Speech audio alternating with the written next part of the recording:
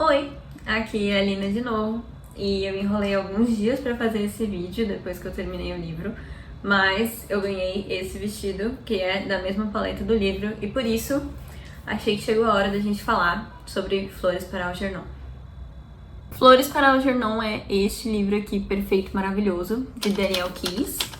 E o livro fala sobre uma cirurgia revolucionária que faz com que pessoas com deficiência mental consigam estar intelectualmente elevadas após a cirurgia, ou seja, elas ficam com o QI de uma pessoa normal. É uma ficção científica, essa cirurgia não existe ainda, pelo menos. É para um teste dentro do livro, é para um projeto de pesquisa. E o Charlie é escolhido para ser a cobaia nessa pesquisa e ver o que acontece. Eu pretendo fazer desse vídeo uma análise psicológica do livro, no sentido de analisar a psicologia presente dentro do livro. Eu tento dar o mínimo de spoilers possíveis, então eu acho que esse vídeo é muito legal, tanto para quem já leu o livro e quer se aprofundar mais na história, quanto para quem não quer ler o livro e não se importa de ter spoilers para poder entender mais sobre psicologia no geral, sendo usado num contexto do dia a dia. Se você quer ler o livro, ficou interessado, eu vou tentar sinalizar quando eu for dar um spoiler, tipo fazer uns troços com a mão assim, meio louco, que daí você já sabe que você pula mais pra frente. E esse livro é incrível, por vários motivos. Primeiro porque ele é escrito em relatórios de progresso. E quem escreve é o próprio Charlie. Então aqui tá o que ele escreveu assim que ele começa os relatórios, antes da cirurgia. Como você pode ver, não tem acento, não tem pontuações e as palavras estão escritas errado. Tanto é que na Amazon, se eu não me engano, o e-book mostra como erros gramaticais, como se o e-book tivesse mal escrito, mal revisado, mas não é, é proposital. Porque o Charlie aprendeu a ler e a escrever com muito custo, mas é difícil pra ele, né? Porque ele tem essa deficiência intelectual, que algumas pessoas chamam de déficit intelectual, ainda tem outro nome que eu não sei qual que é, não lembro agora. Esse livro é ótimo por quê? Porque ele é escrito como relatório de progresso, porque os personagens são muito bem construídos, e todo o contexto científico é muito bem construído também, o que ajuda você a acreditar na história. E tem muita psicologia envolvida, porque uma coisa que eu acho que deveria aparecer em vários livros, mas que na verdade não aparece, é a questão psicológica. E nesse livro, dentro desse projeto de pesquisa, está incluso sessões de psicanálise para o Charlie, para ele poder se entender melhor, e alguns testes também que vão testar o QI dele e a percepção dele sobre o mundo. E é mais sobre essa parte psicológica do livro que eu vim falar com vocês hoje. Assim que o livro começa, eles fazem alguns testes com ele. Um dos testes que eles fazem é um labirinto que dá choque se você erra o caminho, ou se você bate em algum lugar, coisas do tipo. Que é pra ver se ele consegue reter informações. Então, se ele vai pro lugar errado, será que ele vai de novo numa próxima vez? Ou ele vai lembrar que aquele era o caminho errado? Eles fazem o Rorschach com o Charlie, que é um teste de personalidade padronizado. Eu ainda não tive aula sobre o Rorschach na faculdade, então talvez quando eu tiver eu faça um vídeo só sobre isso. Mas basicamente é um teste de personalidade para saber como que ele se identifica. Esse teste tem manchas pretas. É pedido que o sujeito, né, nesse caso o Charlie, conte para a pessoa o que ele vê através dessas imagens, o que ele consegue imaginar. E aí eles querem ver a mudança nesse comportamento, nesse modo de enxergar ao longo do tempo, caso a cirurgia dê certo, antes da cirurgia ser feita, etc. Esse é um dos muitos testes que a gente tem para personalidades. Outro teste que é muito conhecido é o MBTI, tem aquelas várias opções, né? São 16 personalidades, mas é uma coisa completamente diferente do Rorschach. O Rorschach, ele tem uma tendência psicanalítica e por isso tem bastante a ver, né? Foi bem coeso com o resto do livro, porque o Charlie está tendo psicanálise nas sessões de terapia. Quando eu tava lendo, eu fiquei pensando, poxa, por que será que escolheram psicanálise para fazer as sessões do Charlie ao longo dessa pesquisa, né? Mas a gente tem que considerar algumas coisas. Primeiro, que o livro é publicado em 1960 pela primeira vez, em 1959. O livro se passa na década de 50, mais ou menos. Naquela época, a gente não tinha tantas abordagens, ou pelo menos a gente não tinha conhecimento e confiança em tantas abordagens da psicologia quanto a gente tem hoje com todas essas nossas opções. Naquela época, a psicanálise estava muito em alta e era a abordagem que a gente tinha mais credibilidade na época. Então, completamente normal que escolham a psicanálise para o Charlie simplesmente porque é a mais fácil de encontrar. Mais fácil de você achar um psicanalista disposto a participar de um projeto de pesquisa para analisar uma pessoa com deficiência intelectual, que eles chamam bastante no livro de retardado, porque é um livro antigo, não é uma palavra que a gente costuma gostar de usar, mas eles chamam de retardado no livro. Outras coisas interessantes sobre o uso da psicanálise nesse livro é que a psicanálise foca muito na análise do discurso. E pra mim isso faz muito sentido com o personagem. Porque, pensando nele inicialmente, né, tipo, ele com a deficiência intelectual e tal, sem focar no resto do livro, nos spoilers que eu poderia dar, pensando nele no começo do livro, como uma pessoa que não consegue reter informações ou aprender novas coisas pode conseguir ter algum proveito de comportamental, por exemplo, que usa coisas como você perceber suas ações para poder mudá-las e assim mudar as consequências, prestar atenção no que você está sentindo para poder mudar as ações que você toma e assim mudar as consequências, mindfulness, meditação, enfim, nada disso daria certo para ele. Então eu acho que psicanálise faz muito sentido. Eles usam bastante a associação livre no livro, e assim ele pode simplesmente ir jogando as ideias dele pro ar, e aí é trabalho do psicanalista unir as coisas para poder fazer um relatório que seja útil para a pesquisa. E eu acho que isso também faz bastante sentido se você pensar que a psicanálise não é exatamente para o Charlie ser uma pessoa melhor.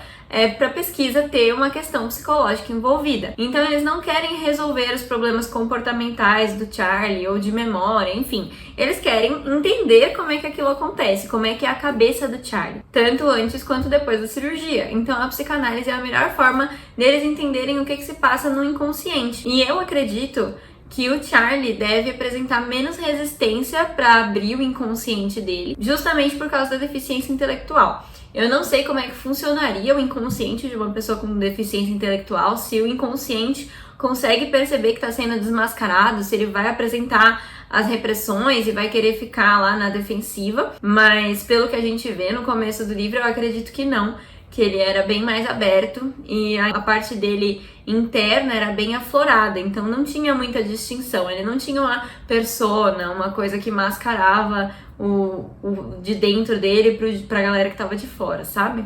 Então acho que nesse caso, a psicanálise manda muito bem. Além disso, os propósitos da psicanálise em geralzão, assim, o autoconhecimento, a elaboração dos desejos e das emoções, o que vai ser muito importante quando o Charlie começa a se desenvolver intelectualmente, e promover efeitos contínuos, tanto é que muitas pessoas ficam na psicanálise por anos. Então eu acho que isso faz bastante sentido também se você for pensar nesse sentido, que caso a cirurgia desse certo, ele ia ficar anos com o mesmo psicanalista informando como é que estava esse desenvolvimento para ele. Agora eu queria falar sobre tipos de deficiência intelectual. A gente assume que uma pessoa tem intelecto normal a partir do QI de 70 e o Charlie Gordon tem um QI de 68, o que a gente chama de retardo mental leve. Retardo mental moderado seria abaixo de 50 pontos, então é bem longe de onde ele tá. E depois disso teria grau grave. Então, o retardo mental do Charlie é leve, ele tem QI 68, o máximo, né, o limite para chegar no normal era 70, então ele tá bem perto. E no projeto de pesquisa, eles não têm como saber quanto o QI dele vai aumentar. Talvez eles tenham escolhido alguém com retardo mental leve justamente porque eles estavam supondo que a cirurgia poderia aumentar poucos graus nessa pontuação. Então, se aumentasse 5 pontos, por exemplo, o Charlie ia estar com QI 73.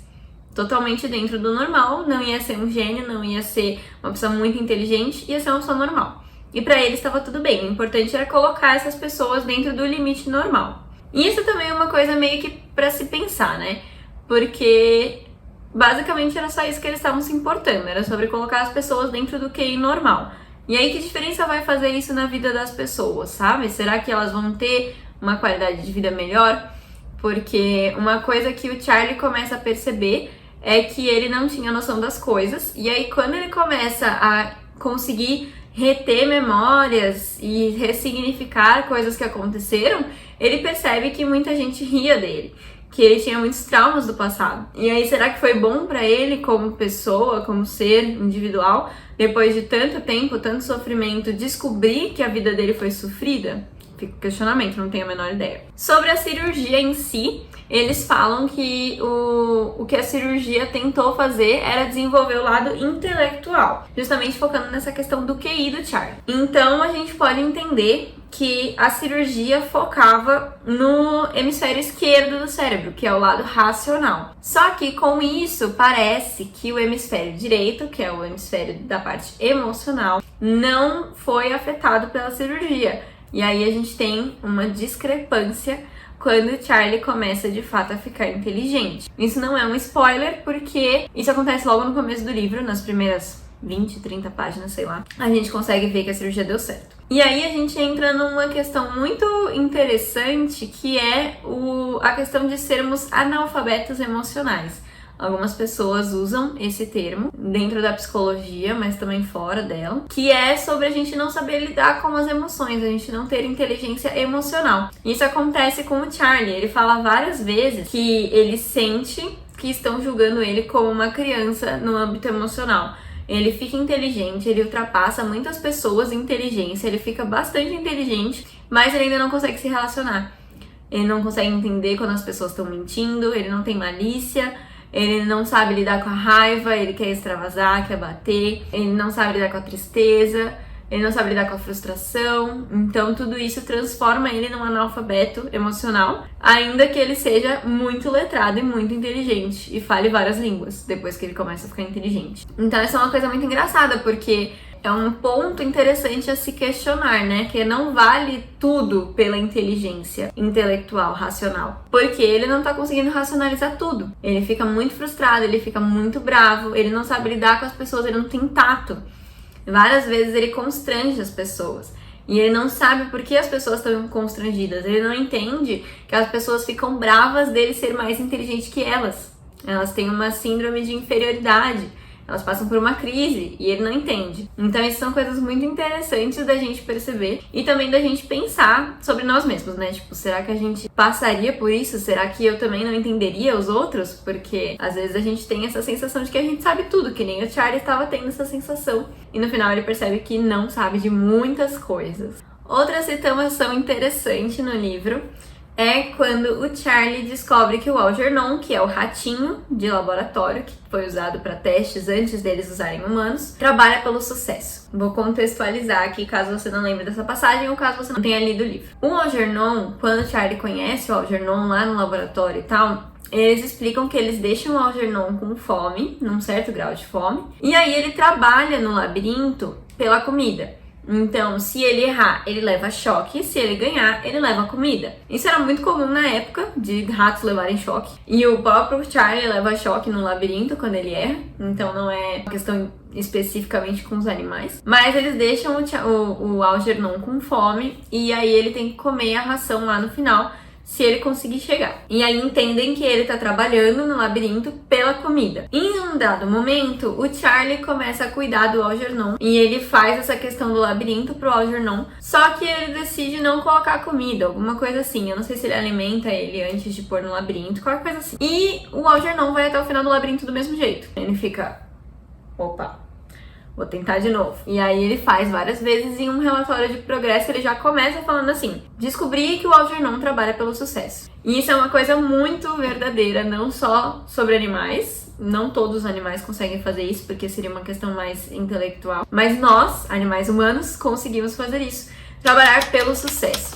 Porque o sucesso e o progresso, de acordo com a psicologia comportamental e com a análise do comportamento, são reforçadores muito fortes pra gente. E isso implica que, às vezes, a gente não precisa de um reforçador a mais, como comida, prêmio, dinheiro. A gente só precisa do sucesso. A gente só precisa ver o progresso. Eu, como professora de inglês, consigo perceber bastante isso, porque as pessoas estão pagando pra mim. Então, teoricamente, elas não vão ganhar nada de aprender. Certo? Eu não vou dar dinheiro pra elas, não vou dar prêmio, posso dar meu reconhecimento, né? Posso dar palmas, posso dar apoio, mas nada além disso. E muita gente nem precisa do meu apoio, porque só pelo fato de perceber o progresso, fica muito feliz, muito satisfeito e continua estudando. E com o Algernon não foi diferente, ele estava chegando até o final do labirinto pelo sucesso, não porque ele é um rato, mas porque ele é um rato super inteligente por causa da cirurgia. Então a gente poderia falar que ele está se assemelhando a um humano, ao comportamento de um ser mais racional do que os animais.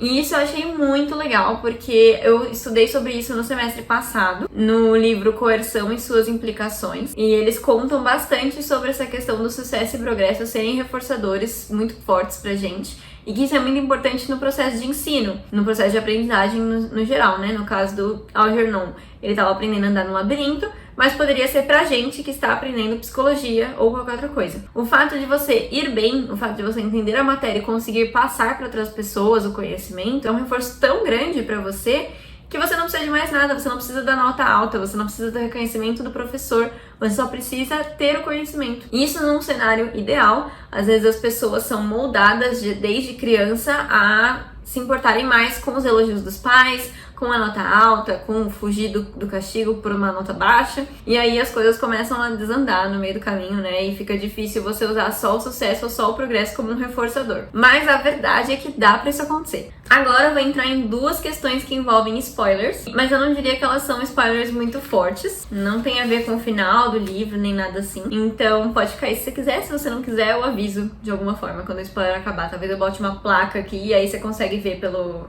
preview do vídeo. A primeira coisa é que em algum momento ali mais pro final do livro, mas que não é relevante pro final do livro, o Charlie começa a ter eventos dissociativos. Ele tá em uma situação e ele consegue se ver em algum lugar. Ele se vê bastante olhando através da janela. Então assim, ele tá, sei lá, lendo e aí ele olha pra janela e tem um Charlie olhando pro Charlie que tá lendo. Um Charlie mais novo, geralmente, acho que de 15 anos ele fala. E o Charlie tem 32. Em outros momentos ele encara o Charlie no espelho, só que não é ele, Charlie, de 32 anos, é um Charlie de 15 anos que diz ele tem uma cara de retardado. Então ele sabe que é tipo Charlie antes da cirurgia. E eu achei isso extremamente interessante, porque eu acredito que isso é muito comum de acontecer, muito fácil de acontecer quando você tem uma mudança brutal dessa, porque quando ele faz a cirurgia é como se ele estivesse se adaptando para a idade que ele tem, sem demorar os anos que uma pessoa normal demoraria para a maturidade de 32 anos.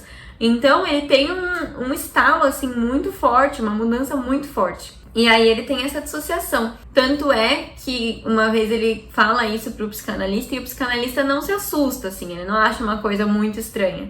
Ele acha normal. Isso acontece também no livro, quer dizer, não acontece exatamente assim porque tem ficção científica, mas é um fator a se considerar no livro Médico e o Monstro. E isso é muito comum quando a gente tem coisas diferentes lutando dentro de nós. O Charlie diz que o Charlie de antes estava lutando dentro dele pra sair, porque ele queria continuar sendo aquele Charlie. Mas o Charlie daquela época era retardado e agora esse Charlie é consciente e racional. Então ele não quer ceder o lugar dele, ele quer continuar sendo essa pessoa racional. E talvez essa dissociação que ele mesmo fez explique bastante porque que antes ele era muito amável, muito querido, com um sorriso muito sincero, e depois ele virou uma pessoa mais cética, com esse ar de superioridade que as pessoas não gostavam. A gente talvez pudesse colocar essa situação dentro de um transtorno dissociativo de identidade, que é quando a pessoa se comporta como se fosse duas ou mais pessoas diferentes. No caso do Charlie, seria duas pessoas diferentes. O Charlie de 32 anos, racional, intelectualmente elevado. O Charlie de 15 anos, retardado. E eles variam em pensamentos, memórias, sentimentos ou ações. E isso faz sentido também se você for pensar que o Charlie diz que eles lutam entre si pra ter controle sobre o corpo. Porque se o Charlie de 15 e o Charlie de 32 estivessem na mesma linha, né, na mesma pensamento, eles não estariam lutando, certo? Eles estariam concordando que o Charlie de 32 está na hora de liderar ou coisa do tipo. O transtorno dissociativo de identidade, ele envolve distúrbios de memória, o que eu acho que faz bastante sentido quando a gente pensa que o Charlie diz no livro que quando ele bebe ele não lembra de nada, e ele não precisa beber muito, ele só fica bêbado, tipo bêbado normal. mas ele esquece tudo. E aí ele começa a ter comportamentos infantis, de acordo com as pessoas que estavam em volta dele, né? Ele fica bobão de novo, fica suscetível, é feito de palhaço. Então isso acontece quando o Charlie de 15 anos assume a direção. E a dissociação propriamente dita, né? Que é você ter esse sentimento de que é duas pessoas. E isso é muito importante porque quando ele tá falando sobre isso num grupo maior, ele fala sem pestanejar o Charlie, como se fosse uma segunda pessoa. Então ele fala assim, o Charlie, não sei o que, não lembro o que ele fala, mas ele fala essa questão do Charlie. Será que foi isso que eu marquei aqui? Um cara fala pra ele, você tá bêbado. Daí o Charlie responde, ah não, porque se eu ficar bêbado, você verá um Charlie Gordon diferente daquele com que está acostumado. Sim, o outro Charlie, que entrou na escuridão, ainda está aqui conosco, dentro de mim. O povo fala, você tá louco, meu filho? E aí o psicanalista fala, não, eu tô entendendo o que ele quer dizer, porque ele já trouxe isso em uma sessão. E aí ele fala, uma dissociação peculiar surgiu no último mês. Ele teve diversas experiências de se perceber como era antes do experimento, como um indivíduo separado e distinto, ainda funcionando em sua consciência, como se o antigo Charlie estivesse lutando pelo controle do corpo. E aí o Charlie diz que ele nunca disse que ele estava lutando pelo controle do corpo, mas a gente consegue entender, pelo jeito que tá acontecendo as coisas, que é mais ou menos isso que tá acontecendo. Então essa é outra coisa interessante. Acho que por último, mas não menos importante, tem a questão dos sentimentos dele, né? Dele tentar se entender com os sentimentos. Em vários momentos do livro, tipo no começo, antes da cirurgia, logo depois da cirurgia, quando ele começa a aumentar o QI, lá no final, quando ele tá com o QI muito alto. E aí, gente, quando eu li o livro e vi o desenvolvimento do personagem, eu pensei, cara, seria muito legal se eles tivessem feito um DAS 21. Quando ele começa a sair da linha, fica muito irritado e tal, porque a gente teria resultados muito diferentes e seria incrível acompanhar essa jornada comportamental dele. Só que, primeiro, nem sei se o DAS 21 existia em 1950, é mais da área comportamental, então não faria sentido com a abordagem psicanalítica que eles estavam usando. E aí, o que é o DAS 21? O DAS é para depressão, ansiedade e estresse. São 21 perguntas, por isso o DAS 21, que vão entender a sua pontuação em níveis de depressão, ansiedade e estresse. Logo no começo, eu acredito que ele não teria nenhum sinal de depressão ou estresse, talvez alguns sinais de ansiedade, porque ele sabia que ia fazer a cirurgia. Depois que ele vai ficando mais inteligente, depois da cirurgia, que ele vai começando a desenvolver a inteligência, eu acredito que ele ficaria com mais pontos de ansiedade. Mais pra frente, depois, quando ele já tá se relacionando com uma pessoa e tal, a gente pode perceber que ele tem ansiedade e estresse mais latentes. E mais pro final do livro, quando ele vai começando a ficar perturbado emocionalmente, eu tenho certeza absoluta que os níveis de depressão iam disparar nessa pontuação e os de estresse também, porque ele fica bastante raivoso. Ansiedade eu acredito que não tanto. Eu separei aqui as perguntas para mostrar para vocês mais ou menos, tá? Não é do DAS oficial, é do DAS da Eureka, pra gente ver como ficaria isso. A primeira pergunta é: achei difícil me acalmar. Senti minha boca seca. Não consegui vivenciar nenhum sentimento positivo. Dificuldade de respirar em alguns momentos. Achei difícil ter iniciativa para fazer as coisas. Tendi a reagir exageradamente às situações. Senti tremores. Senti que estava sempre nervoso. Preocupei-me com situações em que eu pudesse entrar em pânico e parecesse ridículo. Senti que não tinha nada a desejar. Senti-me agitado. Achei difícil relaxar. Senti-me depressivo e sem ânimo. Fui intolerante com as coisas que me impediam de continuar o que eu estava fazendo. Senti que ia entrar em pânico. Não consegui me entusiasmar com nada. Senti que não tinha valor como pessoa. Senti que estava emotivo ou sensível demais. Sabia que meu coração estava alterado, mesmo sem ter feito esforço físico. Senti medo sem motivo. Senti que a vida não tinha sentido. Então, a primeira vez que ele fica mais próximo da garota que ele gosta, ele sente zumbido no ouvido, frio, braços e pernas formigando e dedos dormentes. O que a gente poderia colocar como senti minha boca seca, dificuldade de respirar, achei difícil ter iniciativa para fazer as coisas, porque ele tem dificuldade em ter iniciativa com essa moça. Senti tremores, senti que estava sempre nervoso, senti-me agitado, achei difícil relaxar. E aí, na página 107 e na página 108, que é quando ele já tentou mais algumas vezes aproximações com essa moça, ele diz o seguinte, ela fala assim: independente do que você queira, não tenha medo de mim. E ele fala no relatório: quis dizer a ela que estava esperando pelo pânico. Ou seja, aí a gente já sente aquela frase do DAS que é: Preocupei-me com situações que eu pudesse entrar em pânico e parecesse ridículo. Porque várias vezes no livro ele fala justamente isso, que não é só sobre entrar em pânico, é que ele se sente um idiota de entrar em pânico por uma coisa que é normal para tantas pessoas. Aí, olha só, ele tenta fazer coisas com a menina antes de começar a pensar sobre isso. Ele fala, tipo, eu só vou na loucura que daí talvez dê certo. E aí eles estavam se beijando e tal, daí ele fala, no entanto, naquele momento em que eu deveria ter me aproximado o máximo possível, começou o zumbido, os arrepios e a náusea. Eu me virei de costas para ela. Ela tentou me acalmar, dizer que não importava, mas, envergonhada e incapaz de conter a minha angústia, comecei a soluçar. Ou seja, ele odeia não conseguir lidar com essa situação. E aí isso faz com que ele tenha crises de ansiedade, de estresse depois, por causa dessa ansiedade que ele teve, que são muito grandes, e ele fica se culpando por isso. Quando na verdade a gente consegue perceber que ele tem muitas representações simbólicas da infância no presente. São repetições simbólicas. Essas situações que ele tem com mulheres, ele já teve numa idade mais jovem, quando ele ainda era de baixo QI, e aí isso tiveram desenvolvimentos ruins pra ele, o que fez com que ele tivesse traumas no futuro. E aí, saindo do spoiler, não conto como spoiler falar que ele teve uma infância difícil, coisa e tal, porque ele tinha baixo QI, então isso faz total sentido, né? Temos bullying, temos pais com dificuldades pra entender a criança, enfim, várias coisas assim. E aí isso me levou a pensar no final do livro, será que isso não contribuiu pro desenvolvimento emocional dele ter sido tão fraco? Porque às vezes não é só culpa da cirurgia, mas às vezes é culpa também de um passado muito difícil, ele ainda tinha muita coisa pra absorver. Muita coisa. Eu acho que, claro, a cirurgia devia ter sido mais abrangente, mas eu acho que também contribuiu muito o sofrimento que ele teve na infância e na adolescência. E isso causou um bloqueio que, consequentemente, traz uma dificuldade emocional para ele. Afinal de contas, quando a gente fala sobre analfabetismo emocional, que nem eu falei antes no começo do vídeo, a gente não tá falando de pessoas com deficiências intelectuais, a gente tá falando de pessoas no geral.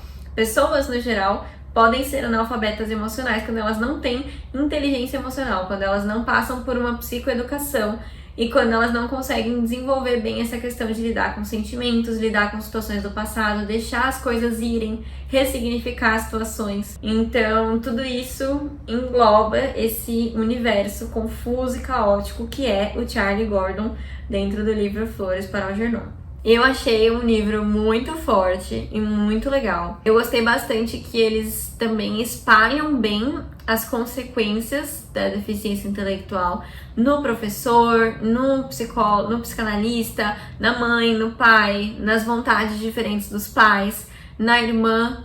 Então isso é muito amplo, eles envolvem bastante essa questão, não é só sobre o presente, mas sobre como foi ser uma criança com deficiência intelectual e o que isso causou na família e possíveis, né, resultados que isso poderia ter tido. Então eu achei isso muito interessante, porque eu acho que se fosse só centrado no presente, a gente não conseguiria, primeiro, se conectar tanto com o personagem, e eu acho que não seria tão verídico com a realidade, porque a irmã se preocupa com o irmão, o pai se preocupa com o filho que não consegue se defender, a mãe quer ter um filho normal, ela tem o desejo de não ter essa preocupação, de que isso seja só uma fase, uma coisa passageira. Quanta gente não ouviu por motivos diversos que aquilo era só uma fase, que aquilo ia passar. Mas às vezes não passa, e aí as pessoas não sabem lidar com isso. E não teve apoio naquela época para as pessoas, né, gente? Porque imagina, anos 50, a pessoa ter um apoio psicológico porque o filho é deficiente intelectual. Nem o coitado da criança tinha apoio, imagina a mãe, o pai. Então isso também tem muito a ver com a nossa conversa atual. Porque agora, nesse momento que a gente percebe como é importante englobar a família inteira, englobar os funcionários do trabalho dessa pessoa com deficiência intelectual, englobar os professores, tem que ter todo um cuidado, porque é realmente muito difícil. Eles chegam a explicar também sobre casas de repouso, né, que eles chamam para retardados, como também é muito difícil, eles falam da vivência dos funcionários, e é muito legal o jeito que eles conseguem fazer o Charlie estar meio que nos dois mundos, porque ele desenvolve inteligência para entender o que é ser uma pessoa retardada e as coisas ruins que acontecem com uma pessoa retardada, como a casa de repouso e a falta de infraestrutura e tal, mas ele também se liga muito à fase de quando ele era retardado. Então ele meio que tá com esse privilégio de poder ver os dois lados. É muito doido. Nem sempre a gente tem essa chance, né, de chegar dos dois lados, de conseguir ver dos dois lados. Às vezes a gente tem que só trabalhar a nossa empatia para conseguir colocar nós mesmos no lugar do outro. E aí, para finalizar, se você tá se perguntando como que isso poderia ser lidado hoje em dia, meio que não poderia, porque a deficiência intelectual não tem cura, essa questão do QI baixo e tal não tem cura, mas, pra mim, faz muito sentido a gente tentar englobar todo mundo na psicoeducação e fazer um acompanhamento contínuo nessa criança que vai virar um adolescente, que vai virar um adulto, nos pais que precisam entender como lidar com essa criança, com esse adolescente, com esse adulto, nos irmãos se tiver, nos tios se eles forem próximos, os professores, os cuidadores, os médicos. A gente teria que ter uma rede de apoio com boa infraestrutura para receber essas pessoas. Porque às vezes a gente acaba simplesmente agindo como se eles fossem crianças, porque eles não entendem, mas eles não são crianças. Então a gente entra num impasse aí, a gente tá tratando do jeito errado. Não tratando no sentido de tratamento pra cura, né? Mas tratando no sentido de formalidade. Tipo, você chamar uma pessoa que quer ser chamada de ele, chamar de ela. Então eu acho que a gente tem que aprender a categorizar essas pessoas como que elas realmente são, adultos com deficiência intelectual, não uma criança no corpo de adulto, não um adulto com mente de criança, são adultos, e tentar ter mais incentivos para que eles sejam inseridos na sociedade, tenham a função deles dentro da sociedade, dentro dos limites deles, sem forçar, sem esperar uma ultrapassagem que pode não acontecer. Enfim, ter bastante empatia, né? Eu acho que esse livro, ele desenvolve bastante o senso de empatia, faz você se colocar no lugar do outro, porque ele tá se colocando no lugar do outro, que é o lugar do Charlie retardado. Então, é muito interessante ver essa mudança, acompanhar o personagem e acompanhar as pessoas em volta dele mudando também. E eu achei que me fez perceber mais a importância de ter um bom desenvolvimento emocional, sabe? De você entender o que tá acontecendo. Porque às vezes ele não entende, ele se lasca. É muito difícil isso. Bom, enfim, gente, vou parar de falar porque ficou muito grande. Ficou muito grande esse vídeo. Mas eu gostaria de saber de vocês. Se você já leu esse livro, conte pra mim nos comentários o que você achou. Vamos conversar sobre isso, desenvolver teorias, responder as coisas que eu falei aqui, se você acha que tá certo, que não tá certo, que eu falei merda, não tem problema. Se você for falar alguma coisa que contém spoilers, por favor, coloque spoiler antes de falar. E acho que é isso, gente. Foi uma experiência meio booktuber e eu espero que vocês tenham gostado. Se eu começar a ler mais livros de psicologia e tal, eu posso vir conversar aqui, que eu acho bem interessante. E é isso. Tchau!